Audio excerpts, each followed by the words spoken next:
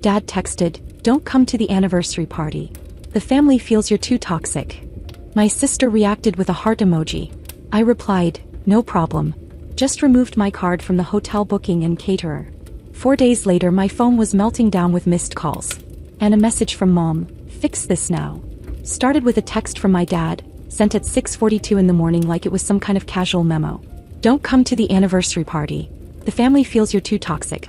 I stared at it for a few seconds, convinced I was reading it wrong. I blinked a couple times, scrolled up to see if this was part of a longer thread, something that gave context. Nope. That was the whole thing. My first thought wasn't even anger. It was, did he seriously send this before his morning coffee? Then, like some cherry on top, Rachel reacted with a heart emoji. Not a thumbs up. Not even a confused question mark. A heart. Like this was all cute and loving and made perfect sense. We all knew I had planned the anniversary party. Everyone. I'd booked the hotel suite under my name because Mom claimed she couldn't deal with logistics, and Dad still writes checks at grocery stores. I picked the caterer after driving 2 hours to try the food myself, put the deposit down, and even helped my parents design the invites.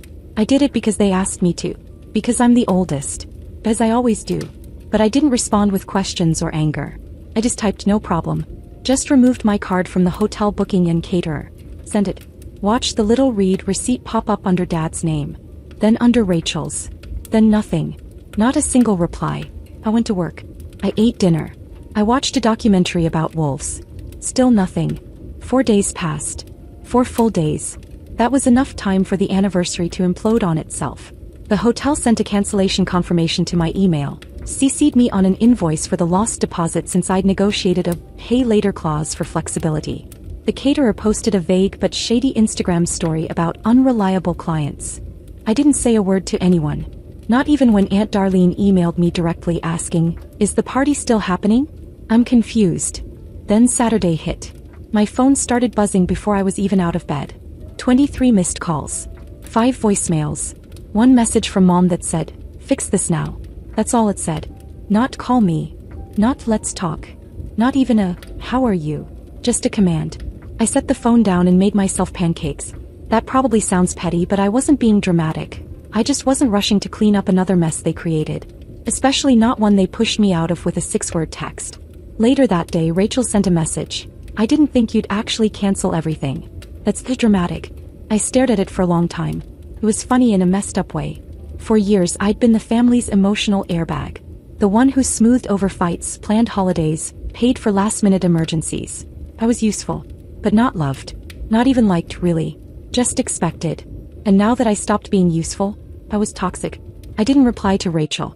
Mom showed up at my apartment that night. I live in a small complex with a buzzer and she pressed it over and over. I didn't answer. After 15 minutes she left. No note. No apology. I should have been crying. A year ago I would have opened the door, said sorry for upsetting her, offered to call the hotel and see if I could fix things. But this time I didn't. This time I let the silence do the talking. And for the first time in my life I felt a kind of calm I didn't recognize. Something like self-respect. This was only the beginning. By Sunday afternoon the cracks started to show. I went out for a walk, left my phone at home, and when I came back an hour later, it looked like it had been in a car accident. 34 missed calls. Voicemails. Texts that bounced from passive-aggressive to straight-up begging.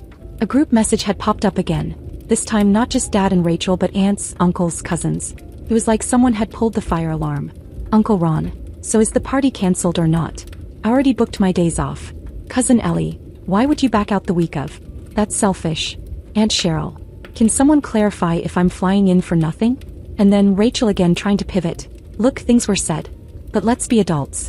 Just get it back on track and let's move on." No one mentioned Dad's text. No one questioned why I was called toxic in the first place. It was like that part had been deleted from everyone's memory. They just wanted the show back on the road. They wanted the food, the fancy ballroom, the weekend away. And they didn't care who got steamrolled to make it happen. I didn't reply. Instead, I did something that would have terrified me a year ago. I opened my banking app, looked through all the shared expenses still linked to my name.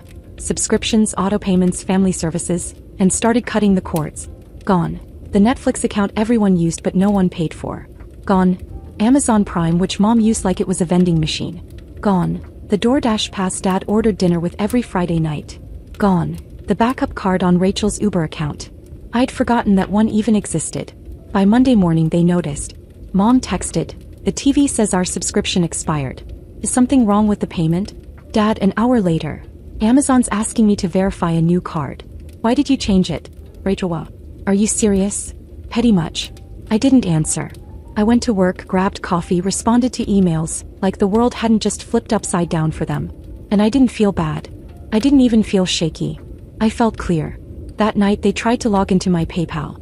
I got a security alert saying someone had entered the wrong password 5 times. Then another alert that someone had tried to reset it. I changed everything. Emails, passwords, recovery questions. I even pulled my emergency card off my parents' pharmacy account, the one they'd insisted on keeping for medical stuff. I knew what it was really for. They'd used it last Christmas to buy an air fryer. By Wednesday things turned desperate. Mom sent a voice note. Her voice was calm but clipped. We didn't realize how much you were handling. We could have talked. But this is too much. Come over so we can fix it together. She didn't say sorry, but it was close.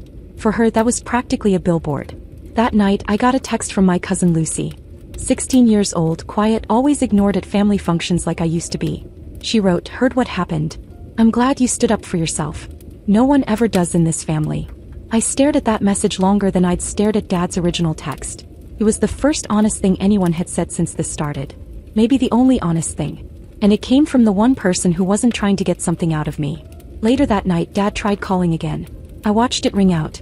Then he texted, "You made your point. Enough is enough." But I hadn't done it to make a point. I just stopped doing what none of them ever thanked me for. That wasn't a point. That was survival. The next morning, I got an email from the hotel manager. He said someone had tried to rebook the event suite in my name but was flagged because the card didn't go through. I didn't even need to ask who it was. I almost laughed. Almost. They were scrambling. And for the first time they were learning how hard it was to organize something without me behind the scenes, pulling every string. Not because I owed them but because they expected it. Always had. But not anymore. By Thursday the silence got weird. Not peaceful, intentional. The kind of quiet that comes when people are regrouping, plotting their next move. No texts, no calls, no passive-aggressive voicemails. Not even Rachel, which was unsettling in its own way. She usually can't go 2 days without dropping some cryptic one-liner designed to spark chaos. At first I enjoyed it. The calm. I actually slept in, read a book cover to cover for the first time in months, and cooked dinner without checking my phone every 5 minutes. But by Friday I started to sense the build-up. The silence wasn't surrender. It was prep work. Then it began. First, a call from an unknown number I let go to voicemail. It was the hotel's event coordinator. She was very polite, clearly trying not to get in the middle of a family war. She said someone had attempted to rebook the suite using my name and the same event ID. But the card didn't go through, and since I was listed as the primary planner, she needed my written approval. She added carefully, "Also, your family asked if you'd be attending after all." They were circling back. I didn't reply. Instead, I went about my day pretending like none of this had happened. That evening, Megan and I met for drinks. I told her about the attempted rebooking. She stared at me like I just said my family tried to clone me. "They're actually trying to go through you again?" she asked. "After calling you toxic?" I nodded. "But now they're acting like nothing happened. Just hoping I'll fall back into place." She said something that stuck. "They're not ready to let go of the version of you that always says yes." But this time I wasn't going back. Saturday morning, my phone buzzed with a different kind of message. It was from Dad. Not a demand. Not a vague one-liner. A real message. "You've been thinking. It's clear we mishandled everything. We shouldn't have excluded you. That was unfair. We'd like to talk, all of us, calmly. And yes, I'm saying sorry." I stared at it like it was written in another language. Then Mom followed. "We know we leaned on you too hard. We got used to it. That's not fair to you and it's not who we want to be. Please give us a chance to make it right." So I didn't answer. I just watched. That night, I got an email from Mom. Subject line, "Starting over." She wrote a real apology. Not perfect, not dramatic, just real. She said they'd built the family around convenience. Around my availability. My reliability. And when I finally broke that pattern, it exposed everything. She wrote, "We never respected the weight you were carrying because we got comfortable watching you carry it. We're sorry. It's not your job to fix things anymore. Let us do the work." I read it twice. Then a third time. I didn't know how to respond, so I didn't. I just sat there, taking in the words I never thought I'd hear from her. Then came the final twist that night. They booked a family getaway. A cabin in North Carolina just for the weekend. 2 nights, out in the woods, space to talk. They sent me the confirmation and wrote that it was fully covered. No planning, no obligations. Just a chance to breathe. Then Mom added one more sentence. Your brother's coming too. And we've already spoken to him. He knows things need to change. That part threw me. Andrew had said nothing through all of this. Not during the fallout, not during the party disaster, not even a reaction to the cancelled hotel. That was just like him. Detached, critical, always a step back from the mess but ready to judge it. Growing up, he treated me like an inconvenience. At best, a burden. At worst, a threat to his version of how the family should work. And now he was suddenly part of the repair plan? It didn't add up. Unless my parents were actually serious. Because if they'd gotten Andrew to show up and talk, that wasn't a gesture. That was a full-on strategy shift. For the first time in my life, I wasn't the one being asked to hold the family together. They were asking if they could try. I didn't tell them I was coming. I just showed up. Part of me wanted to wait until the last minute so I could back out guilt-free if it didn't feel right. But something about Mom's letter and Andrew being involved kept pulling at me. So I packed a small bag, booked a rental car, and drove 6 hours through foggy roads and unfamiliar hills until the GPS beeped. Your destination is on the right. The cabin was bigger than I expected. Wooden, tucked between tall pines, smoke curling from the chimney. There were already 2 cars in the driveway. Lights in the windows. I sat in the car for a while before getting out, long enough for my hands to start sweating even though it was 40 degrees out. When I finally knocked, Mom opened the door immediately, like she'd been waiting behind it. She didn't hug me, didn't force a smile. Just opened it wider and said, "Come in if you're ready." The inside was warm, cluttered in the way rentals always are. Generic decor, too many throw pillows, a weird painting of ducks in the hallway. Rachel was on the couch pretending not to look nervous. Dad was in the kitchen stirring chili like it was a formal event. It smelled like cumin and awkward tension. But Andrew wasn't there. That alone made me suspicious. He was the whole reason I hesitated about coming. We hadn't spoken in almost a year, and even then it was just cold holiday greetings at a table full of people who liked pretending we were normal. We all ate together. The food was decent, though no one was really hungry. Mom tried to make small talk about the weather, then the cabin's amenities, then the fire pit outside. No one brought up the anniversary, or the text, or the fact that I'd basically pulled the plug on an entire event with one sentence. Eventually, Dad cleared his throat and said we needed to talk. We sat around the kitchen table, and to their credit, no one danced around it. Mom started. She admitted they'd taken me for granted. That the entire party planning had been dumped on me without question because, as she put it, "You're the only one we trust to get it right," and somehow that turned into us expecting it. She paused. Then said the part one didn't expect. When we called you toxic, we weren't talking about you. We were talking about how guilty we felt. That guilt made us defensive. Made us cruel. Dad followed. Said he was embarrassed by the way he handled it. That he was angry the party was falling apart and I was the easiest person to blame. Rachel apologized too. She said she reacted with the heart emoji because she thought I wouldn't actually pull out. That she assumed I'd still show up, still fix everything like always. And when I didn't, she realized how much weight I'd been carrying without complaining. I was silent through most of it. Not because I didn't want to speak, but because it felt so strange to be seen. Even if it was late. Even if it was only happening because I'd finally pulled away. Then, just as the conversation started to slow, headlights lit up the window. A car door slammed. Another. I looked up, confused. Rachel leaned to peek out the blinds. Andrew. I wasn't ready. He walked in without knocking, carrying a duffel bag and a 6-pack of some obscure local beer. He gave me a look, not hostile, not warm. Just unreadable. He nodded once, dropped the bag by the door and said he got lost coming off the freeway. I didn't speak. Neither did he. He went to the kitchen, opened one of the beers and sat across from me. The tension was instant. He didn't make eye contact. Just stared at the table for a few seconds, then said flatly, "I didn't come here to argue. I came because Mom asked me to. And because I talked to Lucy." That caught me off guard. Our cousin. The quiet one who texted me last week to say I was brave. The one no one ever paid attention to at family gatherings unless she was in the way. Andrew continued. She said you were the only one in this family who ever saw her. That when her parents forgot her birthday last year, you were the only person who sent a card. That you talked to her like she matters. I didn't know that. I didn't know what to say. I didn't even know he and Lucy spoke. He glanced up at me finally. I never really gave you credit. I always thought you were trying to control everything. But maybe you were just trying to hold it together. As no one else would. The room was silent. Then Andrew added, quieter, I think I owe you a lot of apologies. I don't expect you to care. But I'm here. I couldn't remember the last time he said anything like that. Or anything kind, really. We didn't hug. No one got emotional. But something changed that night. They didn't just apologize. They took responsibility. And Andrew being there saying I'm here Not to argue, not to fight, but to try. Felt like a page had turned that none of us saw coming. And for the first time in my adult life, I didn't feel like the maid of the family or the fixer or the walking checkbook.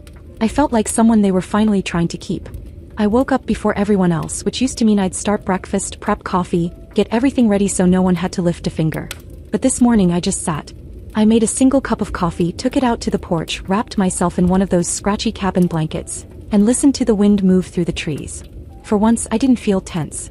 I didn't feel like I had to be 10 steps ahead of everyone else just to keep the day from falling apart. I didn't feel like their default employee.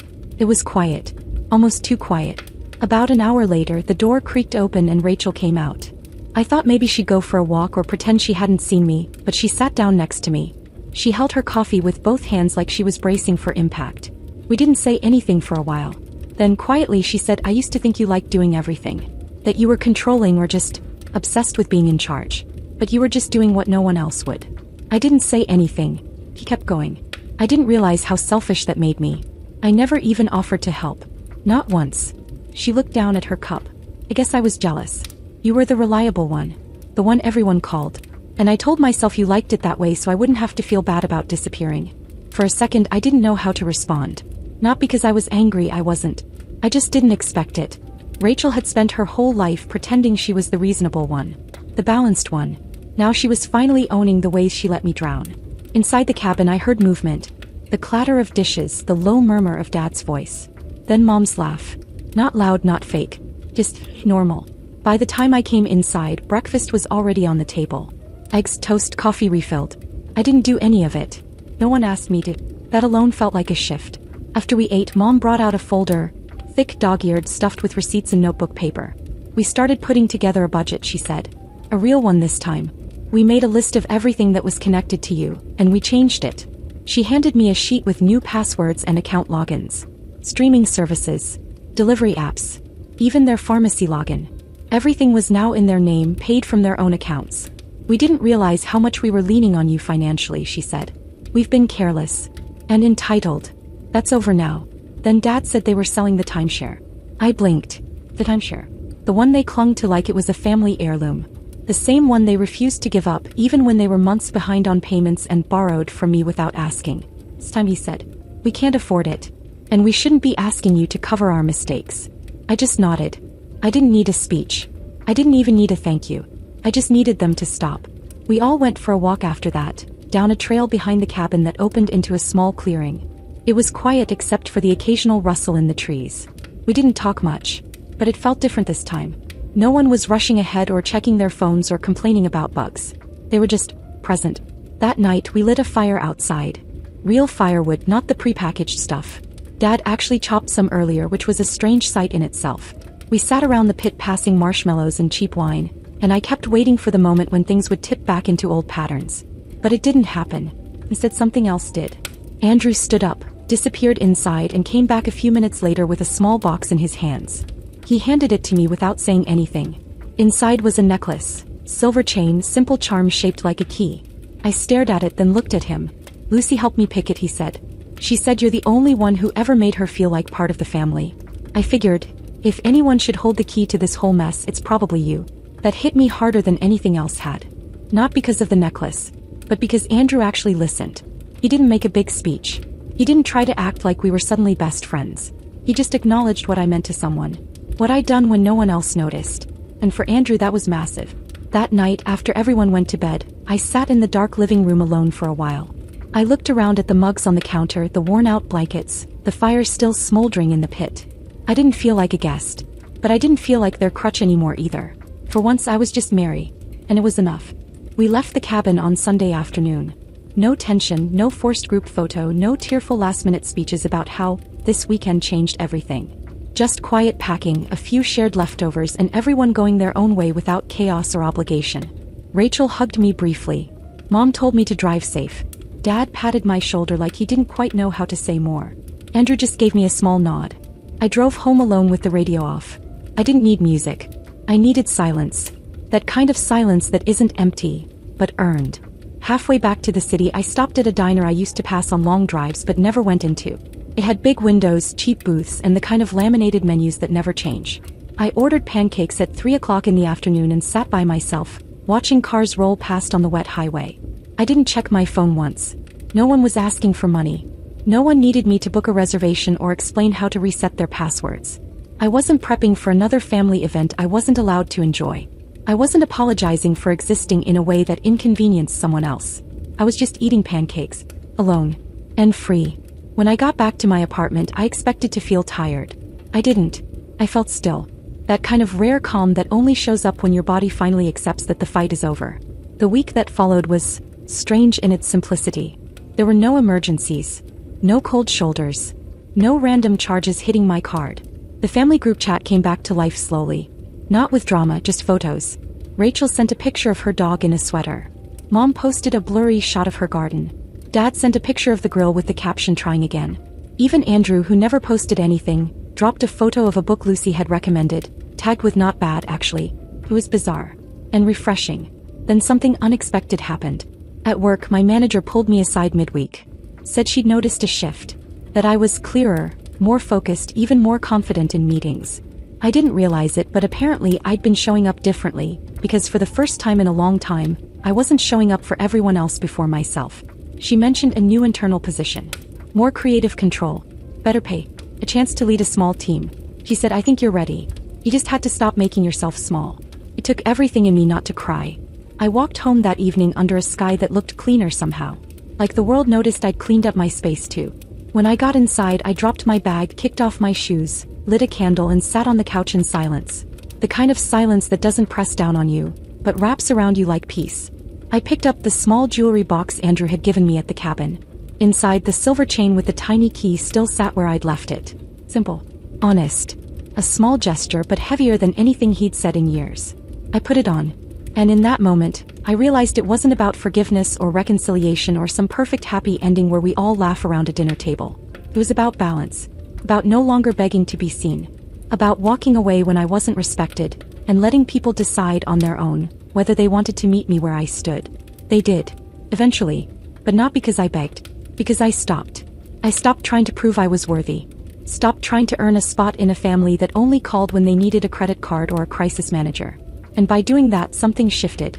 They changed, not all at once, not into perfect people, but into people who finally saw me, who finally listened, who finally learned how to carry their own weight. That night, I looked at myself in the mirror, not searching for anything, just looking. The same face, the same eyes, but something was different. I smiled, not because life was perfect now, but because I finally was enough.